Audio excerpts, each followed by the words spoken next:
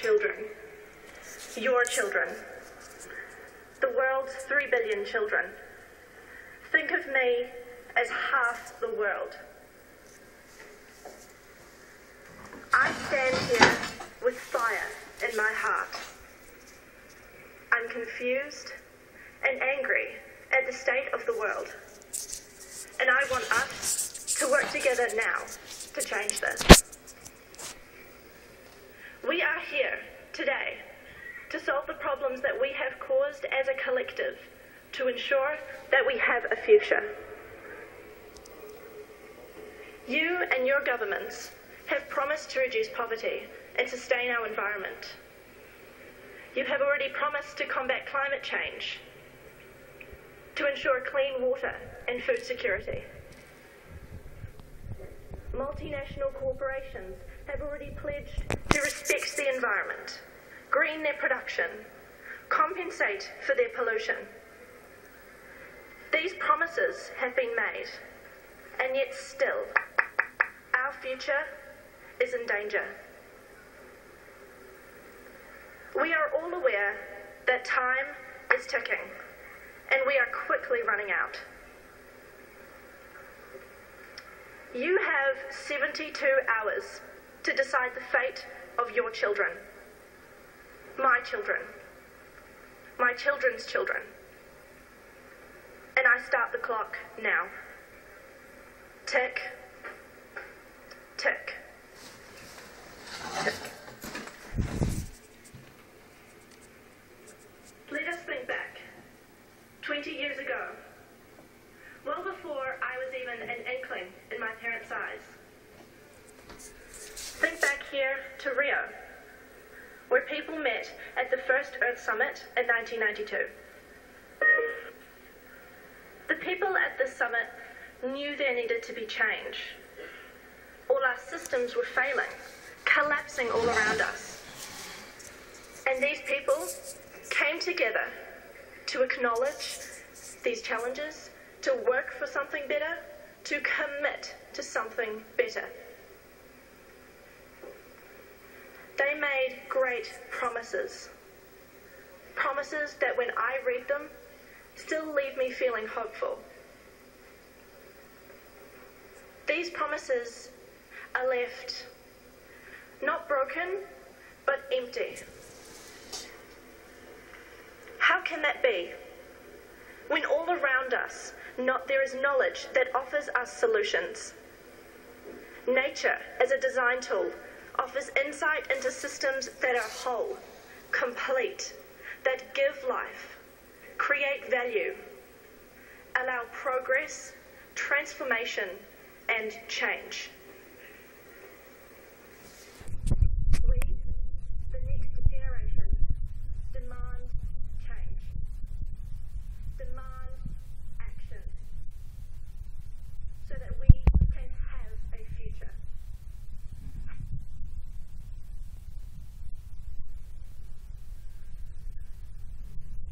We trust you in the next 72 hours to put our interests before all other interests, and boldly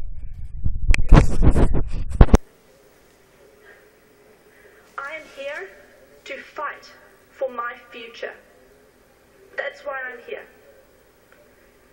And I would like to end today by asking you to consider why you're here and what you can do. The largest NATO summit meeting Are you here ever to save face? in New Or Zealand. Are you here to save us? Thank you.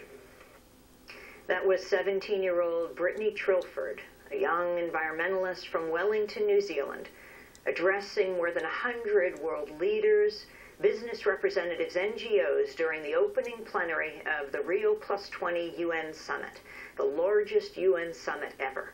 She's joining us now from Rio de Janeiro, where the Rio +20 Summit is taking place. Brittany, welcome to Democracy Now! Wow. What was it like to be up there? You're addressing the majority of the world's leaders. What do you expect to come from your speech on this summit?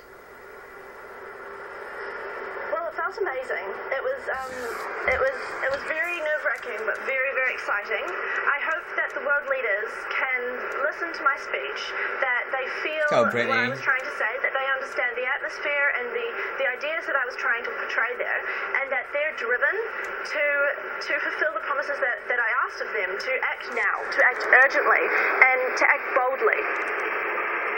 And Brittany, can you tell us something of how you first became involved in environmental activism, what prompted you, and how you ended up being chosen to make this presentation? Oh, sure. Well, I've always been really into youth affairs and giving youth a voice, and I received an email from one of the networks that I'm part of about this Date with History competition, and it's run by Tick Tick Tick, a collaboration of over 300 NGOs, and they asked me to give a 2-minute speech to the world leaders about the future that I want, and I completely jumped at it because I have a lot to say about the future that I want. I have a lot of demands, and so I thought, well, this is perfect. This is the audience that needs to hear this. And how did you make your way from New Zealand to Rio? Were you a group of high school students? Who paid your way? Well, it was just me that went with the Date with History competition, and I joined the Tick Tick Tick team over in Rio here. I came along with my dad as well, so he's here in Rio with me. And in terms of what you hope to see take place, the whole issue of climate change, how does climate change affect New Zealand, where you come from, Wellington, New Zealand? Okay, well, climate change affects everywhere in the world very dramatically, and it will continue to progress and sink deeper and deeper, and more of our systems will fail and collapse. So I think that in terms of how it affects Wellington, I think it affects Wellington just as much as other places all over the world. I mean, every day when I'm in Wellington, I see the effects of climate change. It's snowing in Wellington. It hasn't snowed in Wellington for the last 50 years. So it's just little things like that are going to build into something really big and really irreversible and something really awful. We don't know that for sure. Cars haven't been around long enough. After your presentation, did any of the delegates come up to you, talk to you directly, or comment on your presentation and its impact, if any, on their work there? Yeah, I think lots of the Was Al delegates Gore there? And lots of people watching on TV and things like that responded really well. I think what I said, because it was so simplistic, because it was a 17-year-old's view of the moral truths of what is happening here, they could really relate to what I was saying. And I think it resonated with a lot of people. I think the delegates that did come up and comment to me, because it was so simple, they understood what I was trying to say, and they felt the passion, not just of me, but of all the youth that I was trying to share there. Finally, Brittany, you only got 5 minutes, but that was 5 minutes where you were addressing the world. Is there anything you didn't get to say in that address that you had to edit out for time, and especially as you address young people around the world, many of whom may feel whatever they do does not make a difference? Okay, well, something I have said in the other speeches, but not that I couldn't particularly portray in the UN plenary, was that this power of youth, this absolute, it's such a powerful force, and sometimes I think they underestimate themselves. We have tools and technologies available to us, like social media, like radio and TV, where we can share ideas, where we can communicate, where we can educate, and it's such a valuable, powerful tool. The voice of youth is so strong, so clear, so truthful, and I think that they can really not only speak truth to power like I did at the UN plenary, but they can take power. And I think that's really important to look at, and I think that's really something that the youth should take on board, should get involved with, should engage with, and I think it's really something I wanted to share at the UN plenary for sure, and I think I'll continue to share that message through media like yourselves. Well, Brittany Trowford, I want to thank you very much for being with us from Wellington, New Zealand, now in Rio de Janeiro, the largest UN summit ever. Brittany was the winner of the Date with History competition, which is how she ended up giving this address to the world and the world's leaders. The competition asked young people to tell world leaders what they want for the future. I want to end up with a clip of those voices. You, me, and 7 billion human beings on this planet. We're pushing the limits. Our future is in danger. We should be acting urgently, as if there is no tomorrow. The Earth is the most treasured possession that we have.